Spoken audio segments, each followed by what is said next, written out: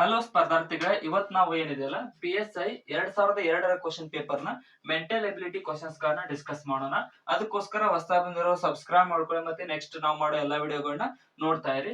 ನೋಡಿ, ಇಲ್ಲಿ ಮೊದಲನೇ ಪ್ರಶ್ನೆ ಏನ್ ಕೇಳಿದಾರೆ ನೋಡಿ, ಹೇಳಿಕೆ ಮತ್ತು ಎರಡು ಹೇಳಿಕೆ ಕೊಟ್ಟಿದಾರ, ಅದರೊಳಗಡೆ ಮತ್ತೆ ಆಪ್ಷನ್ ಗಳನ್ನ ಕೊಟ್ಟಿದ್ದಾರೆ, ಯಾವ್ದು ಸರಿ ಯಾವ್ದು ತಪ್ಪು ಅನ್ನೋದನ್ನ. ಹೇಳಿಕೆ ಒಂದು ಏನ್ ಕೊಟ್ಟಿದ್ದಾರೆ ನೋಡಿ, ಎಲ್ಲಾ ಹೂವುಗಳು ಮುಳ್ಳುಗಳು ಅಂತ ಕೇಳಿದ್ದಾರೆ. ಸೊ ನಾವು ಡೈಗ್ರಾಮ್ ಮುಖಾಂತರ ಇದನ್ನ ಈಸಿಯಾಗಿ ಅರ್ಥ ಮಾಡ್ಕೋಬಹುದು. ಏನಂದ್ರೆ ಇವು ಹೂವು ಅನ್ಕೊಳ್ರಿ, ಹೂವು. ಈ ಎಲ್ಲಾ ಹೂವುಗಳು ಮುಳ್ಳುಗಳು ಮುಳ್ಳುಗಳು ಅಂತ ಹೇಳಿಕೆ ಒಂದರಲ್ಲಿ ಹೇಳಿದ್ದಾರೆ. ಇದರ ಅರ್ಥ ಏನಾಗುತ್ತೆ ಅಂದ್ರೆ ಎಲ್ಲಾ ಹೂವುಗಳು ಮುಳ್ಳುಗಳು, ಆದ್ರೆ ಎಲ್ಲಾ ಮುಳ್ಳುಗಳು ಹೂವುಗಳು ಆಗಿರುವುದಿಲ್ಲ. ಅದನ್ನ ಫಸ್ಟ್ ಅರ್ಥ ಮಾಡ್ಕೊಳ್ಬೇಕು ನಾವು. ಎರಡನೇದಾಗಿ ಏನ್ ಕೇಳಿದ್ದಾರೆ, ಎಲ್ಲಾ ಮುಳ್ಳುಗಳು ಎಲೆಗಳು ಅಂತ ಕೇಳಿದ್ದಾರೆ. ಈ ಎಲ್ಲಾ ಮುಳ್ಳುಗಳು ಏನಿರ್ತಾವಲ್ಲ, ಹೇಳಿಕೆ ಎರಡು, ಎಲೆಗಳು.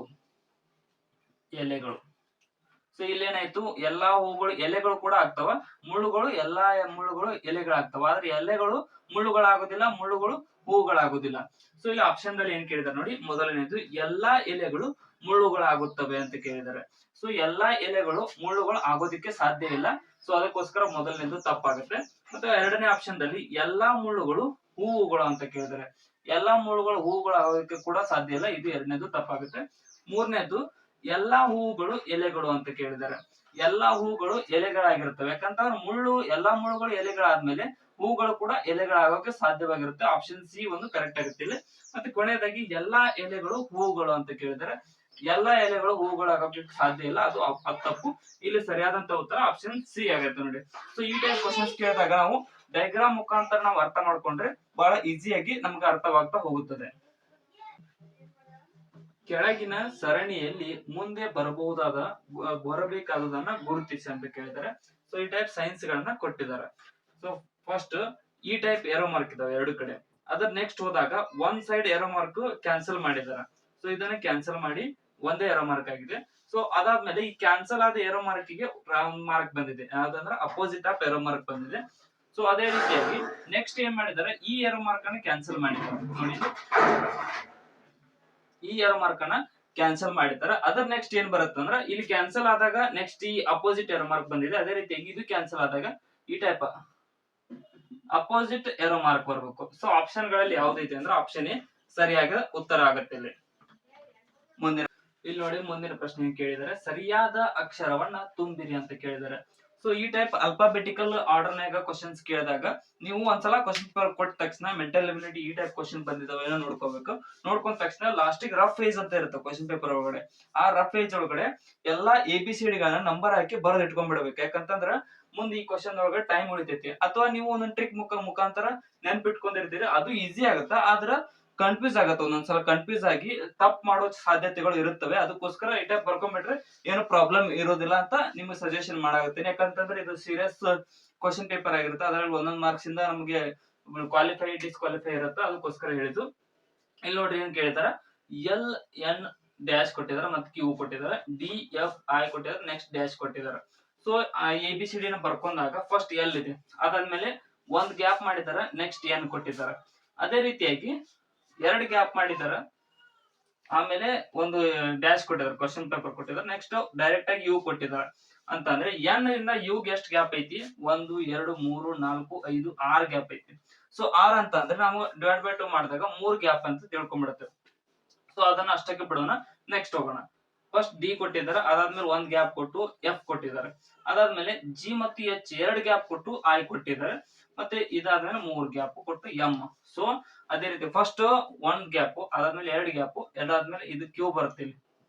ಸೊ ಅದಾದ್ಮೇಲೆ 3 ಗ್ಯಾಪ್ ಯು ಕೊಟ್ಟಿದ್ದಾರೆ. ಸೊ ಅದೇ ರೀತಿಯಾಗಿ ಒಂದ್ gap, 2 gap, 3 gap M.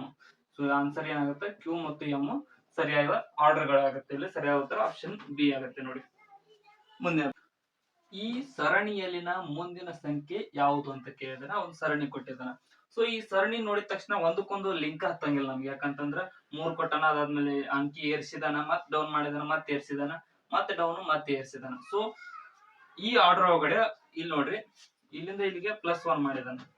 So ಇಲ್ಲಿಂದ ಇಲ್ಲಿಗೆ +1, ಅದಾದ್ಮೇಲೆ ಇದರಿಂದ ಇದ್ರಿಗೆ +1, ನೆಕ್ಸ್ಟ್ ಇಲ್ಲಿ ಗ್ಯಾಪ್ ಕೊಟ್ಟಿದ್ದಾನ, ಅದಾದ್ಮೇಲೆ +1 ಮಾಡಿದ್ರೆ 7 ಅನ್ನೋದು ನೆಕ್ಸ್ಟ್ ನಂಬರ್ ನಮ್ಗೆ ಗೊತ್ತಾಗುತ್ತೆ.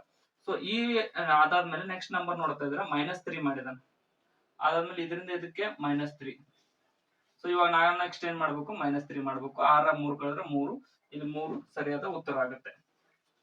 ಸೊ ಇಲ್ಲಿ ಸಂಭವನೀಯತೆ ಅಥವಾ ಪ್ರೊಬ್ಯಾಬಿಲಿಟಿ ಮ್ಯಾಗ್ ಕ್ವಶನ್ ಕೇಳಿದಾನೆ ನೋಡಿ. ಏನ್ ಕೇಳಿದಾನ, ಸರಿದೂಗುವ ನಾಣ್ಯವನ್ನ ಮೇಲಕ್ಕೆ ಚುಮ್ಮುವ ಆಟದಲ್ಲಿ 4 ಬಾರಿ ನಾಣ್ಯ ಮೇಲ್ಮುಖವಾಗಿ ಬಿದ್ದಿದ್ದರೆ 5ನೇ ಬಾರಿಯು ಮೇಲ್ಮುಖವಾಗಿ ಬೀಳುವ ಸಂಭವನೀಯತೆ ಅಥವಾ ಪ್ರೊಬ್ಯಾಬಿಲಿಟಿ ಎಷ್ಟು ಅಂತ ಕೇಳಿದಾನೆ.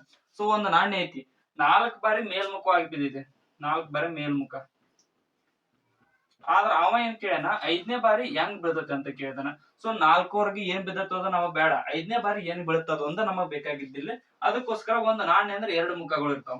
ಸೊ 2 ಮುಖ ಅಂದ್ರೆ ಅದು ಒಂದು ಮುಖ ಬೀಳುವ ಸಾಧ್ಯತೆ ಎಷ್ಟು, 50%. 50% ಒಂದ್ ಮುಖ ಬಿದ್ರೆ ಇನ್ನು 50% ಸಾಧ್ಯತೆ ಇನ್ನೊಂದ್ ಮುಖ ಬೀಳುವ ಸಾಧ್ಯತೆ ಇರುತ್ತೆ. ಅದಕ್ಕೋಸ್ಕರ ನಾವು ಅದು 5ನೇದಕ್ಕೆ ಎಷ್ಟು ಬೀಳುತ್ತೆ ಅಂದ್ರೆ 50/100 ಪ್ರೊಬ್ಯಾಬಿಲಿಟಿ ಮಾಡ್ಬೇಕಾದ್ರೆ. ಸೊ ಇದೆಷ್ಟಾಗುತ್ತೆ, 0.50. ಸೊ ಇಷ್ಟು ಸಾಧ್ಯತೆ ಇರುತ್ತೆ ನಮಗ ಒಂದು ನಾಣ್ಯ ಮೇಲ್ಮುಖವಾಗಿ ಬೀಳುವ ಸಾಧ್ಯತೆ. ಇಲ್ಲಿ ಸರಿಯಾದ ಉತ್ತರ ಆಪ್ಷನ್ ಬಿ ಸರಿಯಾಗುತ್ತೆ.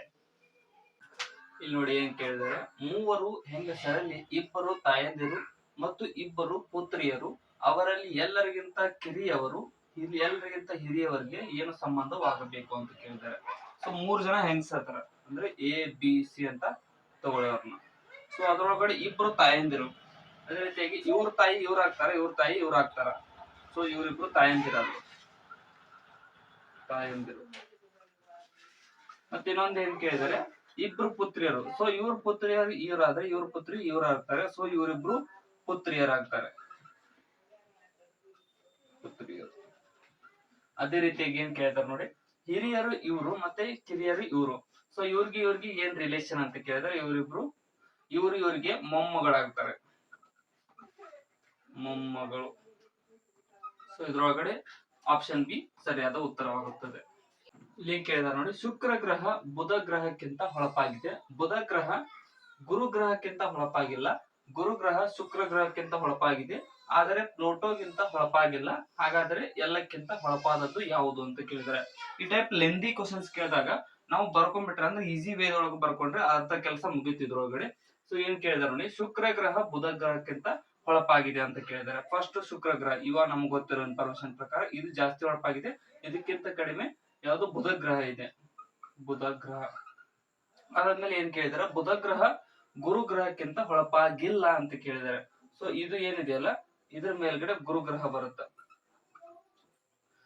ಗುರು ಗ್ರಹ ಶುಕ್ರ ಗ್ರಹಕ್ಕಿಂತ ಹೊಳಪಾಗಿದೆ ಅಂತ ಕೇಳಿದ್ದಾರೆ, ಅಂದ್ರೆ ಇದು ಇದಕ್ಕಿಂತ ಜಾಸ್ತಿ ಬರುತ್ತೆ. ಸೊ ಇದನ್ನ ಅಳಿಸಿ, ಸೊ ಇನ್ನೊಂದ್ಸಲ ಬರೀತೆ ನೋಡ್ರಿ. ಶುಕ್ರ ಗ್ರಹ, ಶುಕ್ರ, ಅದಾದ್ಮೇಲೆ ಬುಧ ಬಂತು, ಅದಾದ್ಮೇಲೆ ಗುರು ಬಂತು, ಇಲ್ಲಿ ಮುಗಿತು. ಶುಕ್ರ ಗ್ರಹಕ್ಕಿಂತ ಹೊಳಪಾಗಿದೆ, ಆದ್ರೆ ಪ್ಲೂಟೋಗಿಂತ ಹೊಳಪಾಗಿಲ್ಲ, ಅಂದ್ರೆ ಇದ್ರ ಮೇಲೆ ಪ್ಲೂಟೋ ಬರುತ್ತೆ.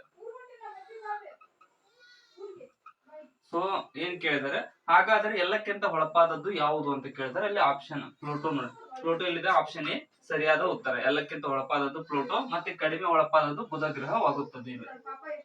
ಕೇಳಿದ್ರು ನೋಡಿ, ಈಗ ಭೀಮನಿಗೆ 10 ವರ್ಷ. ಈ ಭೀಮನ ವಯಸ್ಸು ತನ್ನ ತಂದೆಯ ವಯಸ್ಸಿನ 1/3 ಆಗಿದ್ದರೆ, ಎಷ್ಟು ವರ್ಷಗಳ ನಂತರ ಅವನ ತಂದೆಯ ವಯಸ್ಸು ಭೀಮನ ವಯಸ್ಸಿನ 2 ಅಂತ ಕೇಳಿದ್ದಾರೆ. ಸೊ ಭೀಮನ ವಯಸ್ಸನ್ನು ನಾವು ಬಿ ಅಂತ ತಗೋಣ, 10 ವರ್ಷ ಕೊಟ್ಟಿದ್ದಾರೆ. ಸೊ ಅದೇ ರೀತಿಯಾಗಿ ಅವನ ತಂದೆಯ ವಯಸ್ಸು, ಭೀಮನ ವಯಸ್ಸು = 1/3 × F. ಸೊ ಅದೇ ರೀತಿ ಭೀಮನ ವಯಸ್ಸು ಕೊಟ್ಟಿದ್ದಾರೆ 10.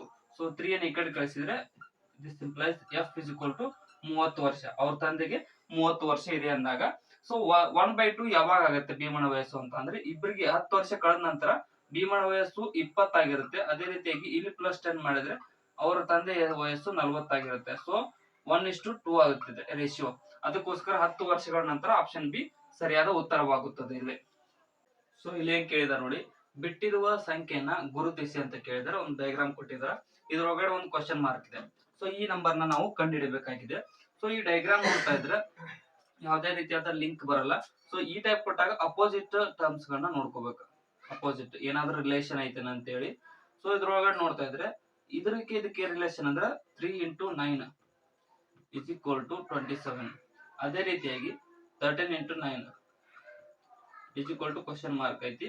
ಮತ್ತೆ ಅದಾದ್ಮೇಲೆ 5 × 9 = 45. 2 × 9 ಇಸ್ ಈಕ್ವಲ್ ಟು 18 ಐತಿ. ಸೊ ಈ ನಂಬರ್ಗಳಿಗೆ ಕಡಿಮೆ ನಂಬರ್ಗಳಿಗೆ ಇಂಟು 9 ಮಾಡ್ಕೊಂತ ಹೋಗಿದಾರ.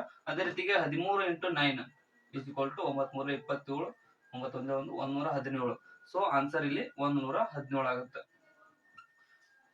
ಅದಕ್ಕೋಸ್ಕರ ಇಲ್ಲಿ ಅಂದ್ರೆ ಈ PSC 2002 ಕ್ವಶನ್ ಪೇಪರ್ ನ ಕಂಪ್ಲೀಟ್ ಮೆಂಟಲ್ ಅಬಿಲಿಟಿ ಕ್ವಶನ್ಸ್ ಗಳನ್ನ ನಾವು ಈ ವಿಡಿಯೋದಲ್ಲಿ ಮುಕ್ತಾಯ ಮಾಡ್ಕೊಂಡಿದೀವಿ. ಅಂದ್ರೆ ಎಲ್ಲ ಮುಗ್ದಿದಾವ. ಅದಕ್ಕೋಸ್ಕರ ಕೊನೆವರೆಗೂ ನೋಡೋದಕ್ಕೆ ಎಲ್ರಿಗೂ ಧನ್ಯವಾದಗಳು. ಮತ್ತೆ ಹೊಸದಾಗಿ ಬಂದಿರೋ ಸಬ್ಸ್ಕ್ರೈಬ್ ಮಾಡ್ಕೊಳ್ಳಿ.